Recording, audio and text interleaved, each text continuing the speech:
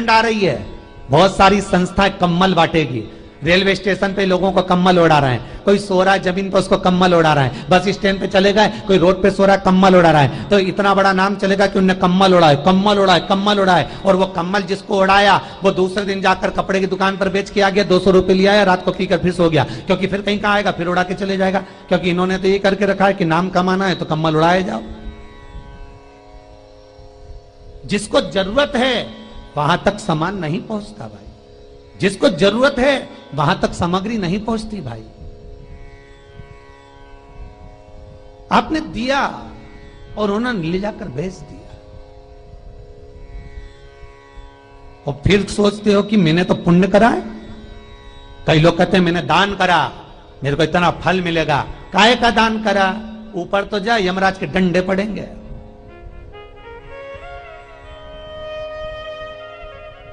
Rail में, train में आप बैठ जाओ, रिजर्वेशन कोच में छोटे छोटे लड़के आते हैं, अपना कपड़ा उतारते हैं। सही बोलना रे भाई, जितने लोग टीवी पर कथा सुन रहे हो, छोटे छोटे बच्चे अपना कपड़ा उतारेंगे और पोछा लगाएंगे रेल की बोगी में। जब गवर्नमेंट ने स्वीपर रख रखे हैं तो तुम्हें अंदर आने का किसने कहा? कौन ने कहा कि तुम अपना कपड़ा उतार के पोछा लगाओ? और वो अपने शरीर का कपड़ा उतार कर पोछा लगाता है, आपके आगे हाथ फैलाता है, आप एक एक 2-2 रुपए दे देते हो। वो अगले स्टेशन पर उतरता है, कोई सूंघने की सामग्री लेता है, सूंघ सूंघ के वो बर्बाद हो जाता है और कहीं कूद कर मर जाता है। उसके मरने में 1 रुपया तुम्हारा भी लगा है, इसलिए नरक तुमको भी भोगना पड़ेगा, क्योंकि उसके मरने में तुमने हेल्प करी है।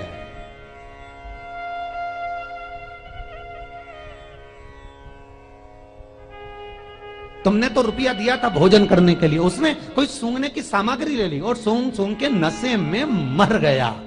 उसके मरने में 2 रुपए तुम्हारे हैं, 1 रुपए तुम्हारा है, तो भोगना तो तुमको भी पड़ेगा ना।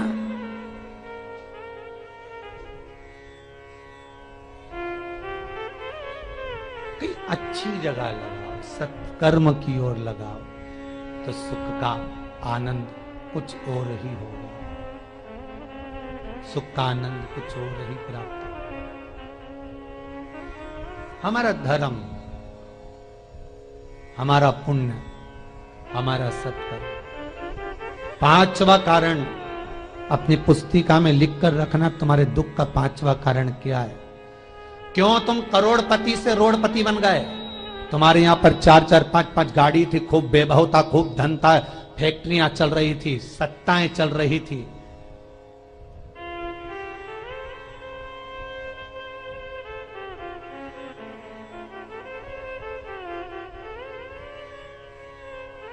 खूब सत्ताएं थी, खूब वैभव था, खूब धन था, पर कुछ भी नहीं, सब धरा की धरा रह गए। सारा कोई वैभव बचा ही नहीं, कोई वैभव नहीं। एक हमारे सेंधवा के भगत हैं महाराज, बड़े भावपूर्ण भगत।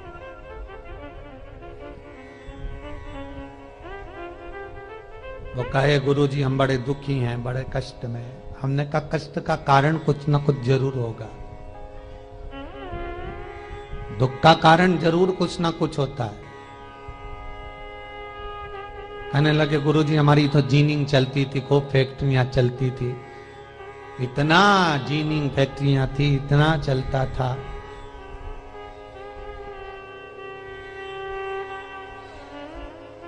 इतनी जीनिंग चलती थी, इतनी फैक्ट्रियां चलती थी, गुरुदेव बहुत दुखी हो गए। हमने कहा दुख का कारण, जो ये 7 कारण है शिव महापुराण के, लिंग पुराण में जो 7 कारण बताए हैं दुख आने के, जब फैक्ट्रियां अच्छी चल रही, जीनिंग अच्छी चल रही, व्यापार अच्छा चल रहा है, तो 7 कारण बताए हैं कि आप उन 7 कारण में से कोई कारण आपके साथ में हुआ है जिसके कारण आप रोड पर आ गए, करोड़पति से रोड़पति बन गए।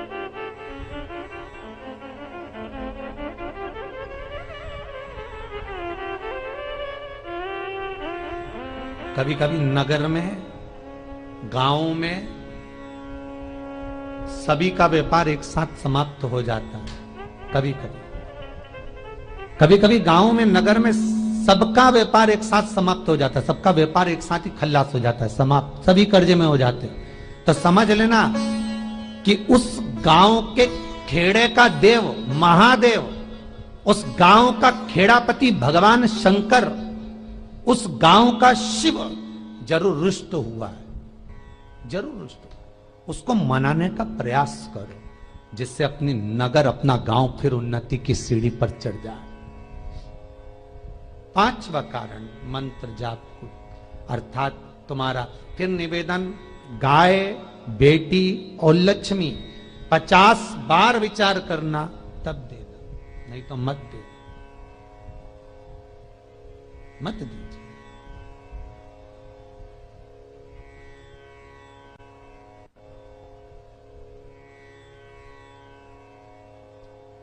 और महाराज भगवान शिव की कथा का छठा कारण बता, हमारे दुख का कारण छठा कारण,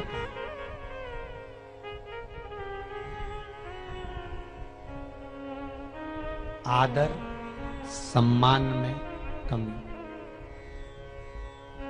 घर के जो बड़े हैं, घर के जो बुजुर्ग हैं, घर के जो आदरणीय हैं, उनका सम्मान नहीं कर पाए। सुंदर कहा, जिस घर में माँ बाप की इज्जत नहीं होती, उस घर में देखना कभी बरकत नहीं होती।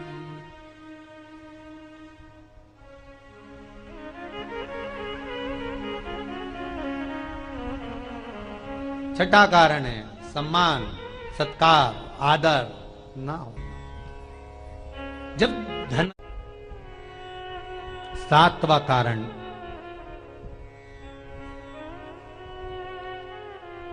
ये अंतिम कारण है। जितने लोग कर्जे में, लदालू में, जितने लोग दुखी हैं, जितने लोग तकलीफ में, आज की कथा को बहुत दिल से सुनना, अपनी गलती को जरूर छांटना। मुझे विश्वास है मेरा भोलेनाथ, आप अगर गलती को स्वीकार कर लोगे तो शंकर वापिस आपको करोड़पति बना देगा, लखपति बना देगा। शंकर आपके भंडार फिर भर देगा। 7 कारण में से अपनी गलती को जरूर छांटना साहब कि आपने गलती कौन सी करी, और अपनी गलती को छांट ले, यही सबसे बड़ी बात है ना। लोग सुनने के बाद भी नहीं छाटेंगे, नहीं मैंने तो कुछ करा ही नहीं, मैं तो कुछ कर ही नहीं, बस मैं ही तो है, हरी जगदम्बा वो मैं ही फंसा है बीच में।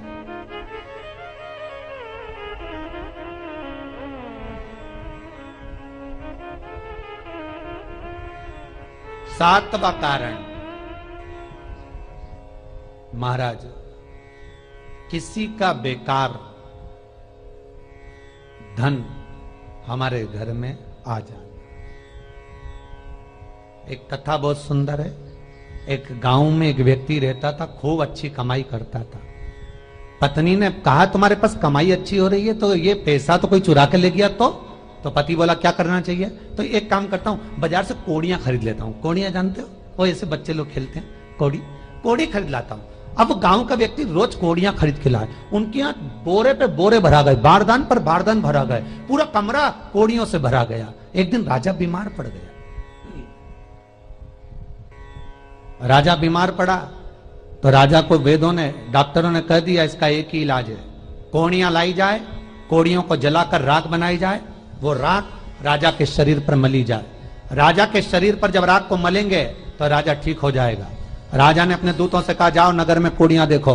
राजभवन में देखा तो कोड़ी नहीं थी, बाजार में देखा तो कोड़ी नहीं थी, सारा मार्केट घूम लिया, चारों तरफ के राज्य देख लिया, कोड़ी नहीं मिली। राजा ने दूतों से पूछा बात क्या है। दूतों ने बाजार वालों से पूछा भैया कोड़ियां क्यों नहीं है।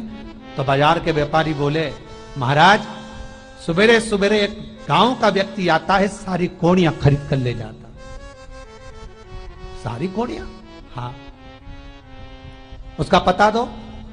दुकान वालों ने पता दिया, वो वहां पहुंच गया, उसको डराया राजा के दूतों ने, तेरे पास कोड़ियां हैं? हाँ, पर मैंने अपने पैसे से खरीदी है, फ्री की नहीं है, खूब खर्चा कर कर मैंने कोड़ियां जोड़ी हैं। राजा बीमार पड़ा है, कोड़ियां ला के दे। उसने मना करा, दूतों ने डराया, ठीक है लो। उन्होंने बारदान खोल लिया, झोला खोल लिया, बैग खोल लिया। राजा के दूतों ने बैग खोला।